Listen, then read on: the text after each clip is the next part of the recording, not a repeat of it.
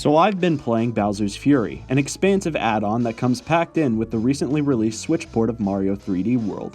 It was announced alongside 3D All-Stars and Mario 35 during the Mario 35th Anniversary Direct. When it was initially announced, I had minimal to no expectations for the Bowser's Fury portion of the re-release. The trailer for the port itself was more so focused on the 3D World part of the experience, and the announcement of the Bowser's Fury add-on was a smidge too vague to really nab my attention, especially since I was all around more focused on the All-Stars collection. So for the longest time, I let the game slip my mind.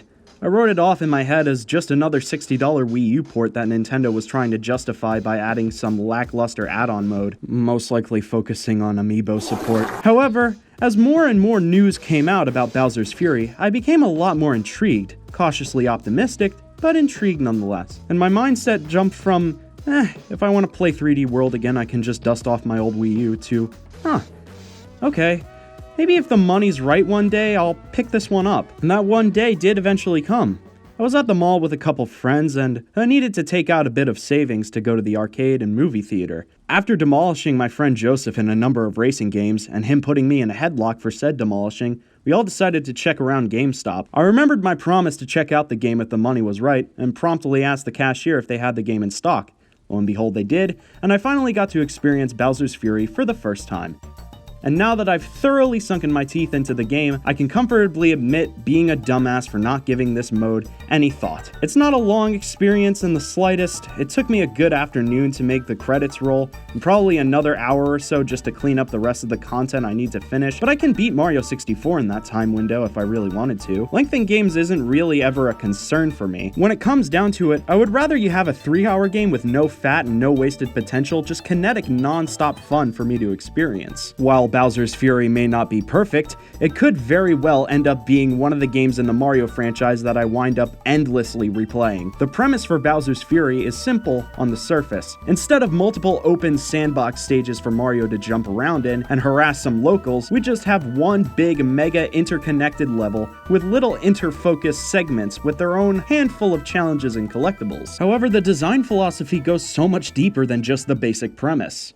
Nowadays, even Nintendo has acknowledged this sort of unfortunate divide between Mario games. There's the 3D Mario games, the 2D Mario games, and the 3D games that play like 2D Mario games. The aptly titled sandbox titles and course clear titles. For the longest time, there's been this paradox between the two. One cannot be the other, and vice versa.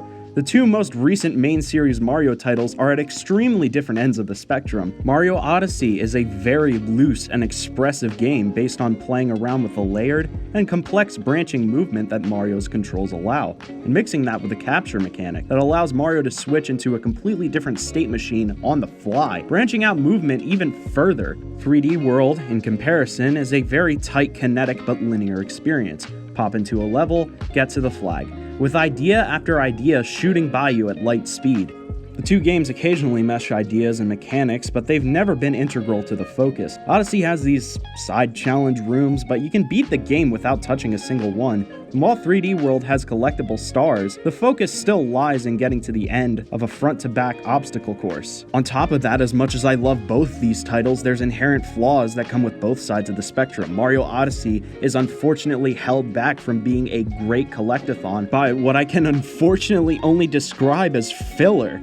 I mean, kick a rock, get a moon. Do a ground pound, get a moon. Sit on a bench and chat with this random guy, you get the point. Of those 800 something moons, how many of them do you actually vividly remember? And adding on to that, you can't even play as Luigi, like what the fuck? Now, 3D World in this game, you can actually play as Luigi, automatically making this game vastly superior. However, 3D World is in fact a 3D game. I've reiterated this point in countless other reviews, but 3D design and 2D design is very different, and it can lead to a lot of problems. The game wants to be a linear course clear game that wants you to get to the end of a stage within a time limit, so a lot of the more open areas get rushed by because, well, I'm on a timer. Like there's an entire platforming section here on the left side that I could go through, but oops. So how does the game remedy this? Well, gates off progression if you're not getting collectibles. Now this isn't an issue for me because I have a completionist OCD, but at that rate, I'm not collecting everything because I want to. It's because it's required. Beyond that, the game is bogged down by a lot of interruptions. I mean, this might seem like a silly thing to mention, but every time I beat a stage, I immediately want to play the next one, but the game just looks at me and goes, no. I watch an animation that boots me back to the world map, and I need to slowly walk to the next level I want to play, select it, watch another animation. No, I don't want to switch my fucking character. This has been the 40th time. And then I can finally play the level. Now, this usually takes around 20 seconds or so. Not so bad, right? Well, there's 82 levels. That's nearly an entire half hour spent just leaving one area and going to the next. So what if, right? What if there was a 3D Mario game with tight, fun 3D platforming, exploration, and minimal to no filler content that seamlessly blends course clear and collectathon? You already read the title of this video. There's no point in doing this bit. It's obviously the game I was talking about 30 million fucking years ago before I went on this tangent. Bowser's Fury is not only the answer to both these games' individual problems, but the Mario paradox as a whole. Instead of segmentation of exploration and platforming between loading screens and level select screens, everything is cohesive. You want to go to the next level? Well, just go there. The map is perfectly sized, and Plessy is always right where you want her to be when you need to sail across the waters. Instead of an Odyssey map where collectibles are haphazardly scattered, Bowser's Fury has islands and areas with their own dedicated collectibles built around their design rather than the other way around.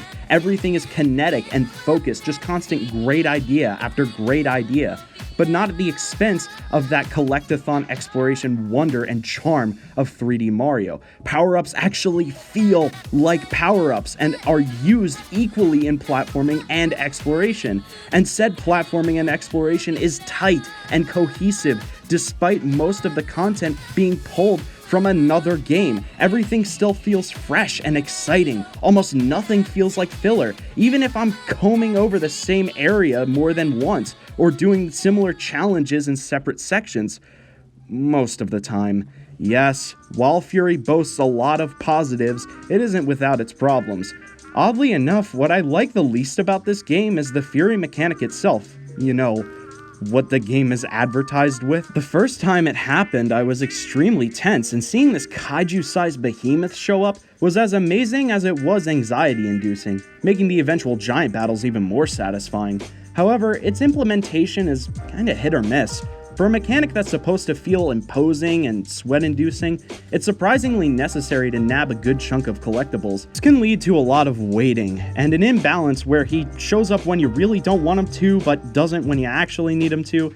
And of course, the biggest sin a Mario game can make, you can't play as Luigi. I don't know who came up with this, but it is absurd. I hope someone gets fucking fired over this glaring oversight. We do have evil Luigi though, so this game does get to go from the trash to the recycling bin at least. However, despite its flaws, Bowser's Fury makes me very excited for Mario's future.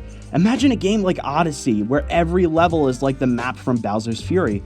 Like, oh my god, every level could have its own unique mode of transportation like Plessy, like a safari level with toads driving you around in a buggy, Uncharted 4 style, or a city level with one of those taxi scooter things from Odyssey. Fuck, I really need to end this video. This is probably going to be the longest So I've Been Playing I've done yet. Anyways, pick up Mario 3D World plus Bowser's Fury. Bowser's Fury is really fucking good. Oh, and actually give 3D World another shot. Trust me, it is actually really good and probably better than you remember it.